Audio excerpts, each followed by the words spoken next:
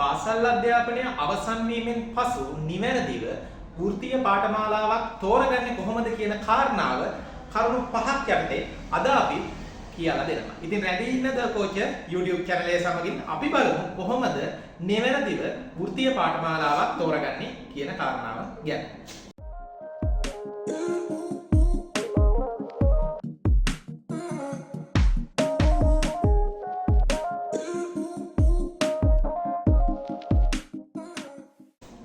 සුබ දවසක් වේවා කියලා ප්‍රාර්ථනා කරනවා සියලුම දෙනාට. ගොඩක් කාලයකින් තමයි වීඩියෝ එකක් දාන්න හිතුවේ. ඉතින් මේ සමග අපි බලමු වීඩියෝ කිහිපයක්ම ඉදිරියට එනවා වෘත්තීය අධ්‍යාපනය පිළිබඳව, MEQ ක්‍රමවේදය පිළිබඳව, පාඨමාලා තෝරා ගැනීම සම්බන්ධයෙන්.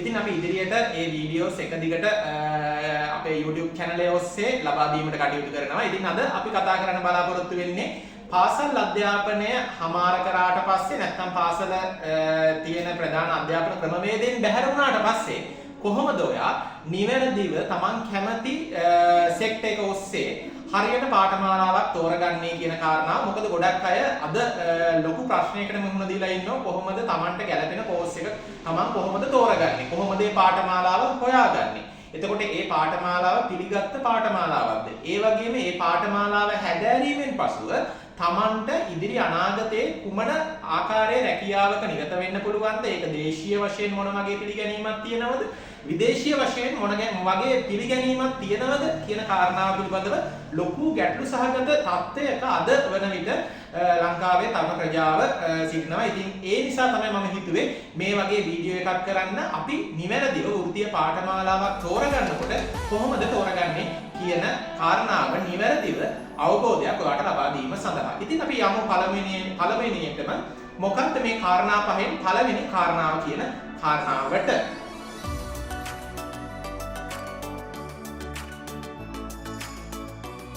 කාරණාවක 1 පළවෙනියටම තමන් කැමති සෙක්ටර් එක තෝරගන්න ඕන. ඒ කියන්නේ තමන් කැමති රැකියා ශාස්ත්‍රය නැත්නම් වෘත්තීය ශාස්ත්‍රය තෝරා ගැනීම ඉතාම වැදගත්. නැත්නම් අපි ගත්තොත් ලංකාවේ විවිධ ආයතන මගින් විවිධ පාඨමාලා රාශියක් කරගෙන යනවා, පවත්වන ලබනවා. ඉතින් අපිට ඔය හැම පාඨමාලාවක්ම ගන්න බෑ. ඒ වගේම ප්‍රධාන වශයෙන්ම මම කියන්නේ තමන් කැමති සෙක්ටර් එකකට යන්න ඕනේ. සමහර වෙලාවට අපි පාඨමාලාවක් කරන්න ගියාට පස්සේ අපේ යාළුවෝ කරන නිසා තමන් කරනවා. නැත්නම් අම්මා තාත්තා කියන නිසා මං කරනවා.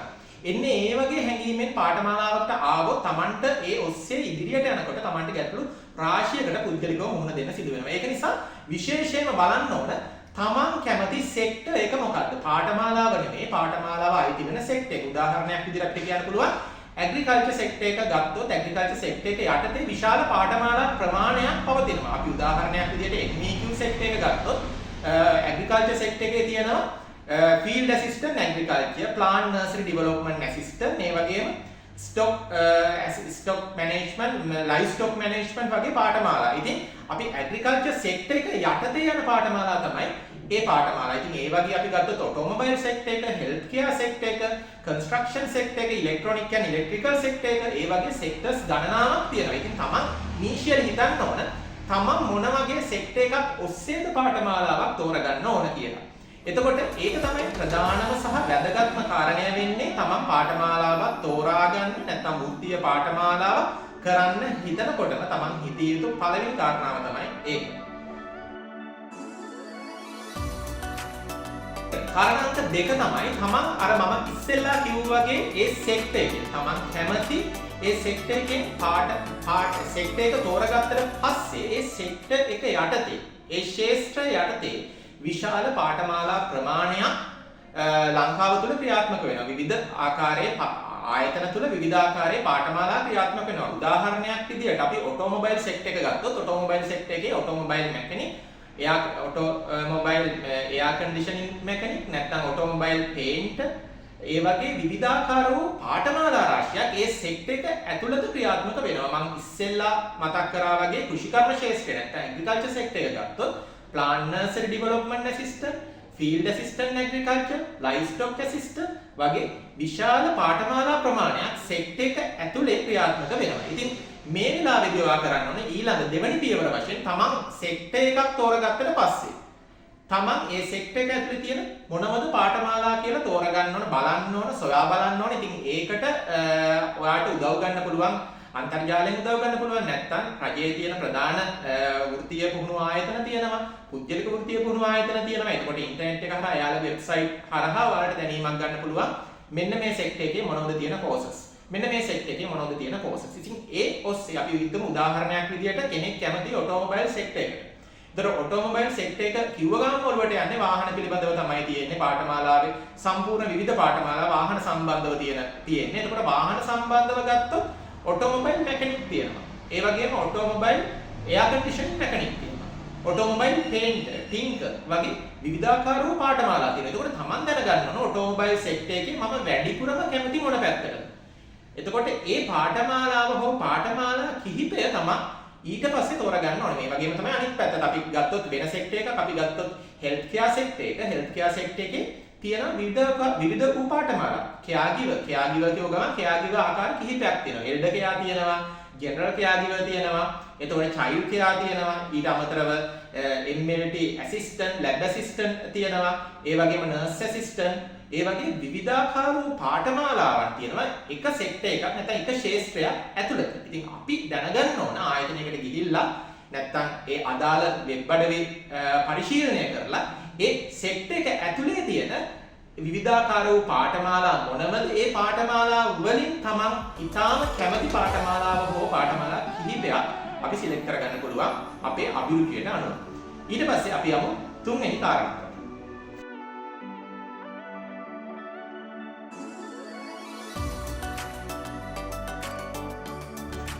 හරි අපි පළවෙනි කාරණාව යටතේ කතා කරා කොහොමද අපි පාඨමාලාව සෙට් එකක් තෝරගන්නේ වෘත්තීය පාඨමාලා ශාස්ත්‍රයක් තෝරගන්නේ කියන කාරණාව. ඉතින් හරියට ශාස්ත්‍රයක් නැත්නම් සෙට් එකක් තෝරගත්තට පස්සේ ඒ සෙට් එක යටතේ නැත්නම් ඒ ශාස්ත්‍රය යටතේ තියෙන පාඨමාලාවක් හෝ පාඨමාලා කිහිපයක් අපිට තෝරගන්න පුළුවන්. ඉතින් මේ පාඨමාලා කිහිපය තෝරගත්තට පස්සේ තුන්වෙනි කාරණය තමයි අපිට තියෙන ඒ තමන් තෝරගත්ත පාඨමාලාව හෝ පාඨමාලා කිහිපයට දේශීය වශයෙන් තියෙන තැන විදේශීය වශයෙන් තියෙන අන්තර්ජාතිකව තියෙන ඉල්ලුම මොකක්ද කියලා හොයලා බලන්න. විශේෂයෙන්ම අපි දැනගන්න ඕන අපි පාඨමාලාවක් හදාරන්නේ මොකටද? අපි පාඨමාලාවක් හදාරන්නේ බොහෝ විට තමන්ගේ දැනුම වර්ධනය කරගන්නවාට වඩා අපි ගොඩක් වෙලාවට අපි බලනවා තමන්ගේ දැනුම වර්ධනය කර ගැනීම අත්‍යවශ්‍යයි. ඒ ඔස්සේ අනාගතයේ රැකියාව වෙළඳපොළට ඇතුළත් වෙන්න. නැත්නම් තමන්ගෙම කියලා ව්‍යාපාරයක් පටන් ගන්න. නැත්නම් බොහෝමයක් දෙනා 90ක් ගොඩක් try කරන්නේ මොකක් හරි රැකියාවක් ඒ ශාස්ත්‍රය ඔස්සේ නැත්නම් ඒ කරන පාඨමාලාවෙන් පස්සේ තමන්ගේ ලංකාවේ පටන් ගන්න, තමන්ගේ ඉන්න රටේ පටන් ගන්න නැත්නම් විදේශ රටක ඒ තියෙන ශ්‍රම වෙළඳපොළට තමන්ගේ ශ්‍රමය දායක කරන්න. ඉතින් එහෙමනම් අනිවාර්යෙන්ම තමන් ඒ තෝරගන්න පාඨමාලාවට හොඳ ඉල්ලුමක් තියෙන්න ඕන. නැත්නම් පාඨමාලා විශාල ප්‍රමාණයක් තියෙනවා. හැබැයි තමන් ඒ කරන පාඨමාලාවට ලොකු ඉල්ලුමක් රැකියාව වෙළඳපොළ තුල තිබ්බේ නැත්නම් සමහර වෙලාවට ඔයා පාඨමාලාව අවසානයේ ඔයාට ඔයාගේම දෙයක් පටා ගන්න පුළුවන්. නැත්නම් ඔයා ඒක ශ්‍රම වෙළඳපොළට ඔයාගේ තියෙන වැලියු එක මාකට් කරන්න යනකොට ඔයාට ප්‍රශ්නයක් එනවා. මගේ තියෙන ක්වොලිෆිකේෂන් එකට මම තියෙන මේ වෘත්තීය දැනුමට අදාළ තියෙන රැකියාව ප්‍රමාණය ගොඩක් විරලයි. ඉතින් ඒක නිසා බලන්න ඕන තමන් කරන ෆීල්ඩ් එකට නැත්නම් තමන් කරන කෝස් එකට හොඳ වෙළඳපොළ ඉල්ලුමක්, හොඳ ඉල්ලීමක් දේශීය සහ විදේශීය තියෙනවද කියන එක. මම උදාහරණයක් අරගෙනම මේක පැහැදිලි කරන්නම්. අද වෙනකොට ඒ කියන්නේ දැන් මේ 2025 වර්ෂය 2023 22 24 වගේ මේ කාලය පුරාවටම විශාල ඉල්ලුමක් තියෙන පාඨමාලා දෙකක් මම අඳුනගෙන තියෙනවා. උදාහරණයක් විදිහට ගත්තොත් සාතු සේවා නැත්නම් කෙයාගිවර් කියන කෝස් එක. එතකොට ඒක අයත් වෙන්නේ හෙල්ත් කෙයාර් සෙක්ටර් එකේ තියෙන පාඨමාලාවක්. හැබැයි ලංකාවෙත් ලොකු ඉල්ලුමක් තියෙනවා. ඊට අමතරව යුරෝප් රටවල් වල විශාල ඉල්ලුමක් තියෙන වෘත්තීය ශාස්ත්‍රයක්, විශාල ඉල්ලුමක් රැකියාව වෙළඳපොළ විශාල වශයෙන්ම විවෘත වෙලා තියෙන සෙක්ටර් එකක්. ඉතින් කෙනෙකුට පුළුවන් නම් හෙල්ත් කෙයාර් සෙක්ටර් එකේ ඒ වගේ කෝස් එකක් කෙයාගිවර් කෝස් එකක්. කෙයාගිවර් කිව්වම එල්ඩර් කෙයාර් තියෙනවා, චයිල්ඩ් කෙයාර් තියෙනවා, ජෙනරල් කෙයාගිවර් තියෙනවා. ඉතින් Tamanට පුළුවන් නම් ඒ ඔස්සේ පාඨමාලාවක් කරන්න. ඉතින් ලේසියෙන්ම ඉඩකඩක් දෙනවා ලංකාවේ වගේම වෙන රටකට ගිහිල්ලා තමන්ගේ රැකියාව කරන්න. මොකද ගොඩක් අයට බලාපොරොත්තුවක් තියෙනවා ලංකාවෙන් පිටතට ගිහිල්ලා රැකියාවක් කරන්න, නැත්නම් ලංකාවේ පිටත අලුත් ජීවිතයක් පටන් ගන්න. එතකොට ඒ වගේ වෙලාවකදී අපි කරන කෝස් එක ගොඩක් වැදගත්. ලංකාවේදී අපි කරන්න හදන කෝස් එක ගොඩක් වැදගත්. ඒ වෙලාවේදී ගන්න තියෙන හොඳ ඔප්ෂන් එකක් කෙයාගිවර් වගේ කෝස් එකක්. එතකොට මම කිව්වේ ඒක විතරක් නෙමෙයි, තව ගොඩක් කෝසස් තියෙනවා. උදාහරණයක් විදිහට දැන් ගොඩක් පිරිමි ළමයි කැමති, ගැහැණු ළමයිදුත් කැමති කොරියාවේ ගිහිලා රැකියාවක් කරන්න. ඉතින් කොරියන් ලැන්ග්වේජ් එක කරනවා. අපිට පුළුවන් නම් කොරියන් ලැන්ග්වේජ් එකත් එක්ක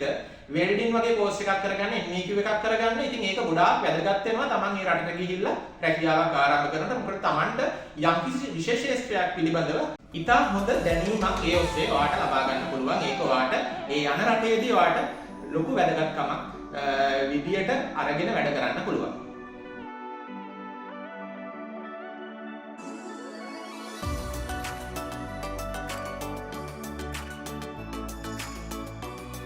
තුන්වෙනි කාරණාව යටතේ අපි පාඨමාලාවක් තෝරාගත්තට පස්සේ ඒ පාඨමාලාව සෙට් එක තෝරගෙන ඊට පස්සේ පාඨමාලාව තෝරගෙන එතකොට ඊට පස්සේ පාඨමාලාවට තියෙන දේශීය විදේශීය ඉල්ලුම මත අපි හරියටම කෝස් එකක් තෝරගන්න. අපි හරියටම කෝස් එකක් තෝරගෙන දැන් මේ කෝස් එක අපි කරන්න හදන්නේ. අපි බලන්න ඕන මේ පාඨමාලාව තියෙන ආයතන. ලංකාවේ මේ පාඨමාලාව පවත්වන ආයතන. ඉතින් මේ පවත්වන ආයතන වලදී ඔයාට ඉතින් තෝරා ගැනීමක් කරන්න පුළුවන්. රාජ්‍ය ආයතන බොහොමයක් රාජ්‍ය ආයතන පාඨමාලා නොමිලේ පවත්වනවා. එතකොට මේ නොමිලේ පවත්වන පාඨමාලා තියෙන කැටගරි එකට ඔයා මේ තෝරගෙන තියෙන පාඨමාලාව තියෙනවද? ඒ වගේම මොනවද මේ තියෙන ආයතන? අපි ගත්තොත් ලංකාවේ මේ වෙනකොට තියෙනවා පුද්ගලික ආයතන, ඒ වගේම රාජ්‍ය වෘත්තීය පුහුණු ආයතන. ප්‍රධාන වශයෙන්ම ඔයාලා දන්නවා නයිට් ආයතනය, VTA ආයතනය, DTET කාර්මික විද්‍යාල, තාක්ෂණික විද්‍යාල, තරුණ සේවා සභාව, ඒ වගේ රාජ්‍ය වෘත්තීය පුහුණු ආයතන තියෙනවා. ඊට අමතරව පුද්ගලික වෘත්තීය පුහුණු ආයතන තියෙනවා. ඉතින් ඒ ඔස්සේ ඔයාලට බලන්න පුළුවන් ඔයා මේ තෝරගෙන ඉන්න පාඨමාලාව මේ ආයතනවල තියෙනවද? ඒ තියෙනෝ නම් කොහෙද මේ ආයතන තියෙන්නේ? එතකොට තමන්ට ආසන්න දිස්ත්‍රික්කයක තියෙනවද? තමන්ට පහසුවෙන් මේ පාඨමාලාව කරන්න පුළුවන් ආසන්න දිස්ත්‍රික්කයක නම් ගොඩක් වෙලාවට තමන්ට වාසිසහගතයි පාඨමාලාව කරන එක. ඉතින් ඒ වගේ තමන්ට පුළුවන් ආයතනයක්, හරි ආයතනයක් තෝරගන්න, විශේෂයෙන්ම රාජ්‍ය ආයතන. ඒ වගේම ඊට අමතරව තමන් කැමති නම් යම්කිසි මුදලක් වියදම් කරලා මේ පාඨමාලාව කරන්න පුද්ගලික ආයතනයක් තෝරගන්න පුළුවන්.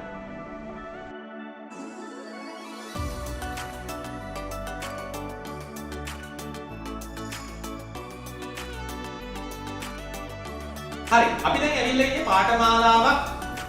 පාඨමාලාවක් තෝරා ගන්නකොට පළවෙනිට මම කතා කරා පළවෙනිට සෙට් එක තෝරා ගන්න ඕන. සෙට් එකට අදාළ කෝසස් මොනවද තියෙන්නේ කියලා තෝරා ගන්න ඕන. ඊට පස්සේ ඒ කෝසස් පවත්වන ලබන ඒ කෝසස් වලට තියෙන නැත්නම් ඒ පාඨමාලා වලට තියෙන දේශීය විදේශීය පිළිගැනීම මොන වගේද කියලා හරියටම කෝස් එකක් තෝරා ගන්න ඕන. තෝරගෙන ඒ කෝස් එක තියෙන ආයතන මොනවද, ලංකාවේ තියෙන පුද්ගලික ආයතන මොනවද, රජයේ ආයතන මොනවද කියලා අපි තෝරා ගන්න ඕන. තෝරගෙන අපි ආයතනයක් හෝ කිහිපයක් තෝරාගත්තට පස්සේ මේ පාඨමාලාව හදාරන්න අපි ඊට පස්සේ අවසාන වශයෙන් බලන වැදගත්ම කාරණාවක් තියෙනවා. ඒ කාරණාව තමයි තමන් ඒ තෝරගෙන තියෙන ආයතනය, එම පාඨමාලාව පවත්වන ලබන ආයතනය රජයේ පිළිගත් ආයතනයක්ද? රජයේ ආයතනයක් නම් බොහෝ දුරට එළියාපදිංචි රජයේ ආයතනයක්. විශේෂයෙන් මේ කාරණාව අදාළ වෙන්නේ පුද්ගලික ආයතනවල පාඨමාලාවක් හදාරනකොට ඒ පුද්ගලික ආයතනය අපි දන්නවා සාමාන්‍යයෙන් පාඨමාලා අවසානයේ පෙන් ප්‍රදානය කරන ලබන සහතිකය. අද වෙනකොට ලංකාවේ සහ ලෝකයේ වැඩි ඉල්ලුමක් තියෙන ප්‍රධාන පෙළේ සහතිකය තමයි NVQ qualification එක, National Vocational Qualification එක. එතකොට අපි බලන්න ඕන මේ පාඨමාලාව අවසානයේ NVQ එකක් දෙනවද? මොන ලෙවල් එකේ NVQ එකක් දෙන්නේ? NVQ level 3, 4, 5, 6 කියලා කොටස් හතරකට තියෙනවා.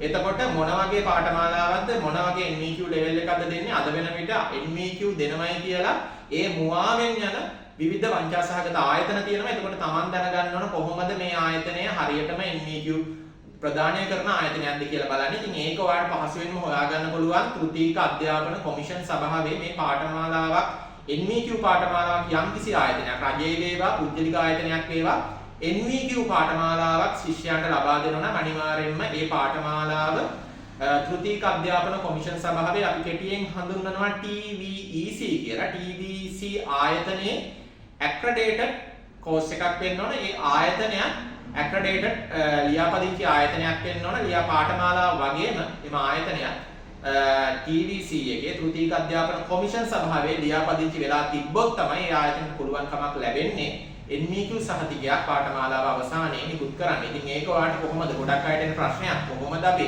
මේ කියන ආයතනයේ TVEC එකේ ලියාපදිංචිද කියලා බලන්න. ඉතින් ඔයාලට පුළුවන් TVEC වෙබ්සයිට් එකට ගිහිල්ලා ලියාපදිංචි ආයතන වල ලිස්ට් එකක් තියෙනවා. තමන්ගේ පළාත තෝරගෙන සෙක්ට් එක තෝරගෙන බලන්න තමන් ඔය යන්න හදන ආයතනය TVC එකේ ලියාපදිංචිද කියලා. TVC එකේ ලියාපදිංචි නම් ප්‍රශ්නයක් නැහැ.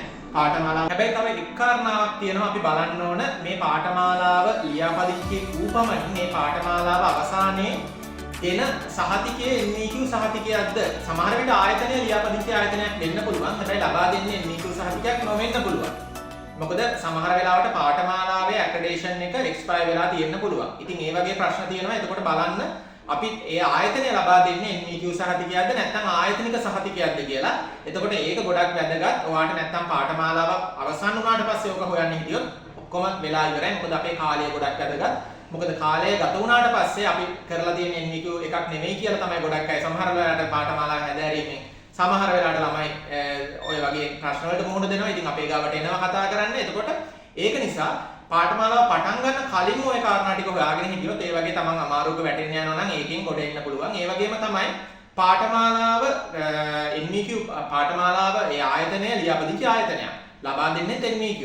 හැබැයි අපි තවත් එක දෙයක් බලන්නත් ඕනේ. ඒ දේ තමයි පාඨමාලාවේ කලින් බැච් කරපු අය ඉන්නවද? කලින් බැච් වල හිටපු අය ඉන්නවද? පාඨමාලාවේ ක්වලිටි එක මොන වගේද කියලා කියන කාරණාව. ඉතින් අර වෙලාවට පාඨමාලාව ලියාපදිංචි පාඨමාලාවක් වුණත් NEQ ලබා දෙන පාඨමාලාවක් වුණත් පාඨමාලාවේ ක්වලිටි එක පිළිබඳව ලොකු ගැටලු තියෙන්න පුළුවන්.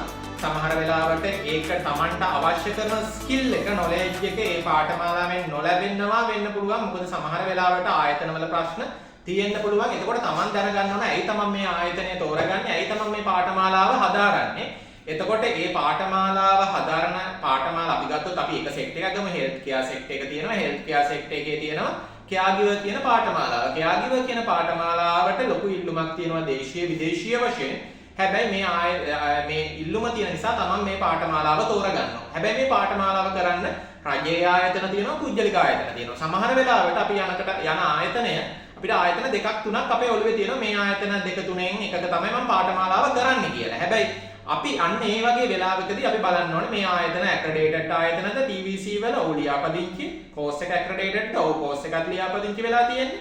එතකොට අපි බලන්න ඕනේ මේ ආයතන මගින් කලින් බැච් එකක් පිට වෙලා තියෙනවද? කලින් ළමයි ටිකක් මේ ළමයි මේ පාඨමාලාව හදාarලා තියෙනවද? ඒ ළමයින්ගෙන් පුළුවන් නම් අපි හොයන්න ඕන තොරතුරු මේ පාඨමාලාව හොඳයිද? ඔයාලට හොඳට ඉගෙනනවද? ඔයාලට කොහොමද ප්‍රැක්ටිස් කොහොමද කරේ? එතකොට ඒ ඔයාලගේ ප්‍රැක්ටිකල් කොහොමද ගියේ? ඔයාලට නොලෙජ් එක ලැබුණද? ඒ ස්කිල් එක ඔයා හදාගත්තද? ඩෙවලොප් කරගත්තද කියන එක අපි කතා කරලා බලන්න. එතකොට අපිට දැනගන්න පුළුවන් මේ පාඨමාලා අභ්‍යන්තරයේ කොහොමද මේ පාඨමාලාවේ ට්‍රේනින් එක කොහොමද ගියේ කියලා. ඉතින් ඒ ඔස්සේ ඔයාලට පුළුවන් හරි ක්වලිටි ට්‍රේනින් එකක් තියෙන ආයතනයක් සිලෙක්ට් කරගන්න. එතකොට ඒ ඔස්සේ ඔයාගේ දැනුම කුසලතාව වර්ධනය කරගන්න පුළුවන්. ඔයා හිතන මට්ටමටම එය ගොඩක් වැදගත් වෙනවා. මොකද හුදෙක් සහතිකයකට සීමා නොවු ඔයාට ස්කිල් එකක් ඩෙවලොප් කරගන්න අවශ්‍ය ඔයාගේ ඒ අභිමාතාර්ථයන් ඉෂ්ට වෙන පරිදි අපිට පාඨමාලාව තෝරා ගැනීමට හැකි වෙනවා. ඔයාට ඒ කරුණු පහ ඒ විදිහට සැලකිල්ලට භාජනය කරගනිමින් වැඩ කටයුතු කරගෙන අපි පාඨමාලාවක් තෝරා ගත්තොත්.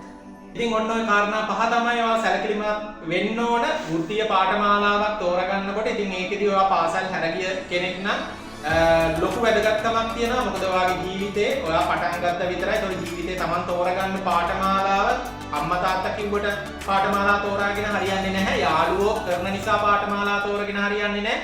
නැත්තම් යාළුවෙක් කියන නිසා පාඨමාලා තෝරගෙන වැඩක් නැහැ. අනිවාර්යයෙන්ම Taman පාඨමාලාවක් තෝරගන්න ඕන.